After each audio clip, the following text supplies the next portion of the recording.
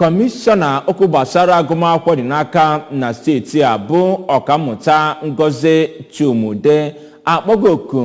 maka ịkwalite ụlọ akwụkwọ nke gọọmenti nwegasị na steeti a n'ogo dị elu ka o wee gbanwee wee yie ife. O kwuputere nke a n'oge a na-agbape amụma eji wee na-arụzigesi ụlọ akwụkwọ dị iche iche n'ogige ụlọ akwụkwọ Ezike High School nke dị na Nibo na ịgbaso amụma ọchịchị enwere ugbu a iwulite ụlọ akwụkwọ dịgasị iche iche enwere na Anambra steeti. Ka Theophilus Okoha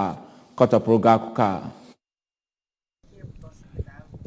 Kọmishọna Chuma kọwara na ọ bụ ebumnobi nke gọọmenti steeti a ịhụ na ụlọ akwụkwọ ndị dị n'ime ime obodo ndị ụlọ dị n'ime ya mebigoro emebi na emere ha ka ha dịkwa otu o kwesịrị, ma na-ayọzi na ọ dị mkpa ka ndị obodo na ọtụtụ ndị ọzọ dịgasị iche iche ma nke kwe na akọ tụnyere aka ịhụ na akwadoro ya bụ atụmatụ. O kwuru na ọ bụ ihe mwute na ụfọdụ ndị gara ya bụ ụlọ akwụkwọ ndị bụcha nnekwu mmadụ anaghị eleba anya ịhụ na ya bụ ụlọ akwụkwọ bụ nke gara nke ọma, ma kwuo na o kwesịghị ịdị etu ahụ. Ihe a kwesịrị ime bụ ịkwado gọọmenti nke steeti a ịhụ na ya bụ ụlọ akwụkwọ ndị dị otu a na-alụziri ha, na ọ bụ ebumnobi nke gọvanọ ịhụ na emere ka agụmakwụkwọ nke ụmụ akwụkwọ ndị Anambra bụrụ nke dị n'ogo elu. N'okwu nke ya, onye bụ odeakwụkwọ ukwu nke Post Primary School Service Commission Lady Stella Oranusi yọrọ ndị obodo ahụ tụmadị ndị ji ego achụ ego ka ha hụ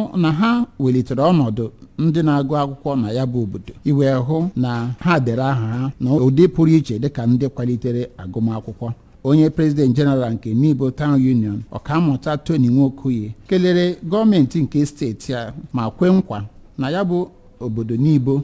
ga-agba mbọ ịhụ na ha kwadoro gọọmenti ime ka Anambra steeti bụ obodo eji ama atụ. Ọ kọwara na ya bụ ụlọ akwụkwọ na ha ga-agba mbọ ịhụ na alụgharịrị ya n'ime oge ọnwa 3. Kọmishọna mechara gaa nlegharị njem na ya bụ ụlọ akwụkwọ ịhụ ka ihe si mebidewe. Theophilus Okoha maka akụkọ ụwa ABS.